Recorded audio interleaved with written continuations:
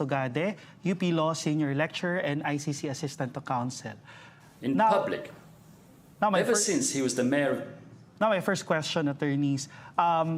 Basically, basically, Kaufman is now trying to, question the evidence or the presentations provided by the prosecution to establish na-establish yung elements of crimes against. Anong perspective nyo on Kaufman's response doon sa nanlaban narrative? Basically, Kaufman is saying na itong nanlaban narrative ay bahagi lang daw ng colorful narrative ni Duterte at basically, yung sinabi din si Kaufman doon na yung pag-i-impromptu daw ni Duterte sa kanyang speeches while mentioning these supposed kill orders ay hindi daw yung nagpapakita ng crafty design. Basically saying na hindi systematic or hindi organized yung killings. Ano pong perspective niyo yan? Let's start with Attorney Ross who is joining us from Australia. Attorney Ross.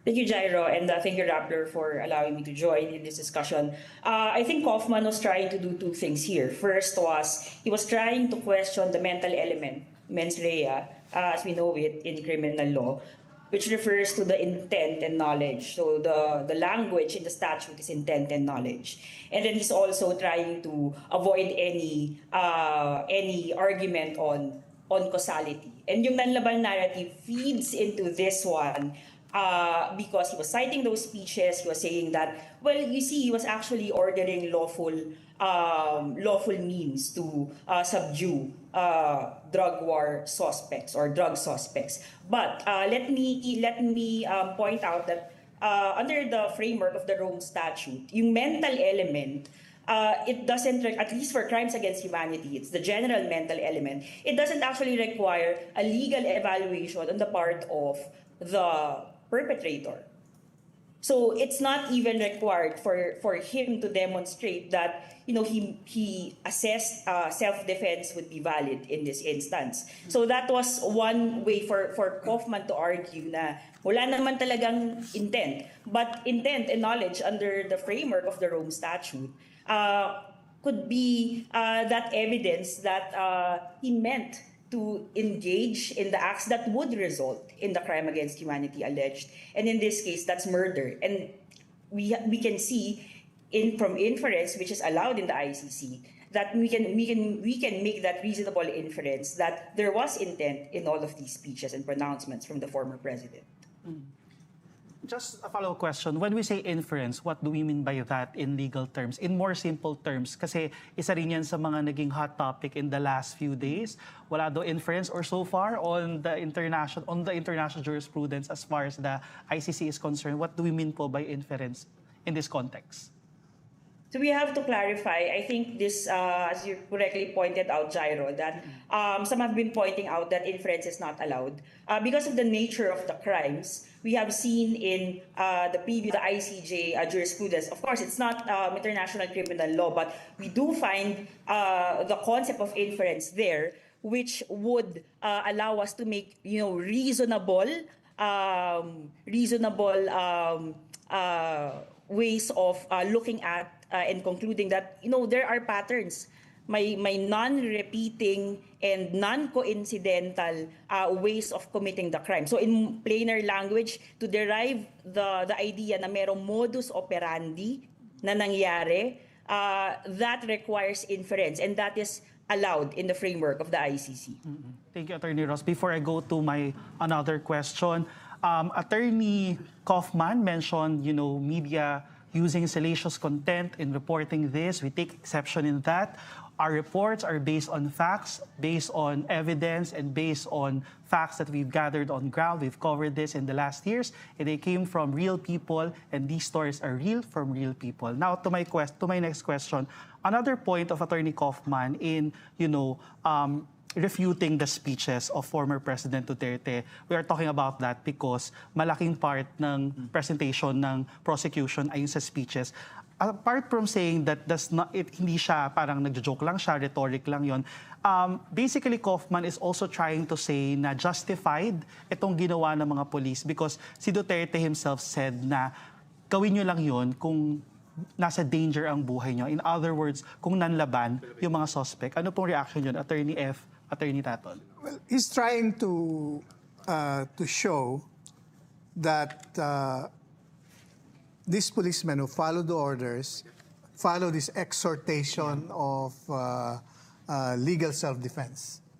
But of course, that's a narrative that will not be supported by the evidence that the prosecution will definitely present.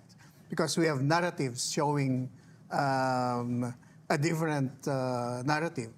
That in fact, the Nanlaban narrative is a reality. Yeah. That is what happened during the time that the drug war policy was being implemented. And there are also public speeches, public statements rather, where he said, kung walang baril, lagyan nyo ng baril. So, it's evident na yung legal exhortation to legal self-defense na sinasabi nila is just an afterthought para lang bigyan ng justification later on yung kanyang kill order. In the same way na yung kanyang command memorandum circular, you use the word neutralize and yet you cite constitutional requirements and including RA 7438.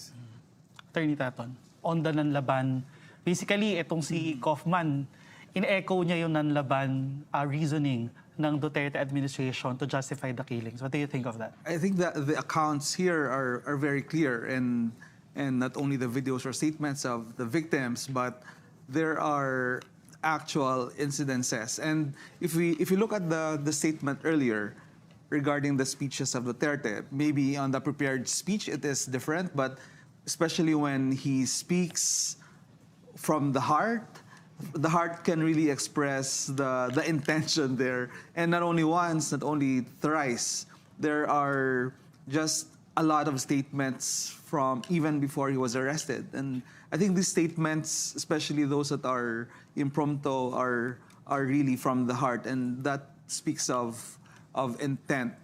And this is shown in the pattern and also on the orders. And all this, if we look at it, Nanlaban is real. Yeah. On the second point of Attorney Kaufman, he tried to question, that Duterte allegedly committed the elements of crimes against humanity. Basically, he discussed the contextual elements of crimes against humanity, whether they apply or not. Meron siyang attack on the, yung sa widespread daw. Hindi daw widespread kasi raw hindi naman daw entire population yung inatake, but rather targeted population, which happened to be, the alleged drug suspects, yung mga alleged drug personalities. Attorney Reyes, I have a question on international jurisprudence. Nabanggit na rin kanina ni Lian, pero paano ba dinedefine itong widespread na to? Kasi pinag-uusapan din namin kanina off-cam ni Attorney F, Attorney Taton. Ano ba talagang definition dun sa widespread population? Attack on the widespread population, civilian population rather.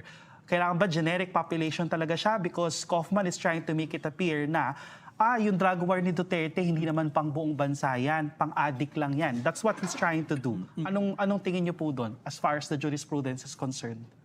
Okay. Two layers here, Jairo. The first one is on the widespread and systematic nature of the attack. And the second one is the character of the civilian population. So I'll discuss those separately because there's a tendency to conflate widespread and systematic with the attack on the civilian population. So punta tayo dun sa widespread and systematic. In the ICTY, or in the International Criminal Tribunal for the former Yugoslavia, there has been a discussion on what constitutes widespread, or the multiplicity of the deaths that have resulted from the attack would already give us an idea of the widespread nature. So you always have to look at the figures in conjunction with the pattern. So if within a temporal scope, within a geographical scope, same mode of attack, multiple numbers of attacks, we can already assume na merong criminal pattern defined here as non-accidental repetitions of a criminal design. So I'll go to the civilian population argument of Mr. Kaufman because I think he did not mention on purpose kung ano yung language sa elements of crimes, which is another document from aside from the Rome Statute. So it's a document that allows us to help our interpretation, okay, and evaluation of the evidence. So in the elements of crimes, if you read there in the text, it says any civilian population. The word any there is not accidental. It's not a surplusage o hindi lang siya nailagay lang nila by accident when they were drafting the elements of crimes. Any civilian population means any one part of the population. Okay? And just a bit of a history here, yung phrase na civilian population, we see this dun pa sa Nuremberg trials, the statute that established the Nuremberg trials. Civilian population there was understood in the context of the war. Pero nung na-transport na yung crimes against humanity in the present framework of the Rome Statute, civilian population here does not mean civilian population as opposed to a combatant population. So yung discriminating element that we use in war crimes, evaluating war crimes, we don't do that in crimes against humanity. So the term civilian population there would refer to the multitude, the people, the humanity, refer to the crimes against humanity tag of the crime. Yeah, and as far as we are concerned here, then we're referring to, any Filipino who's covered by the memorandum, the 2016 memorandum of the Philippine National Police. Is that correct, Attorney? Yes, that we can reasonably infer that interpretation, that it would refer to anyone who would be suspected of peddling drugs or using drugs, which at the time was quite arbitrary.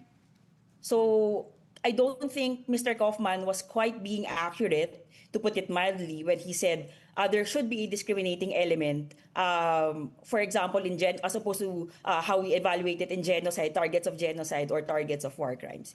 Crimes against humanity is a different legal regime. Yeah. Attorney Taton, what do you think of that?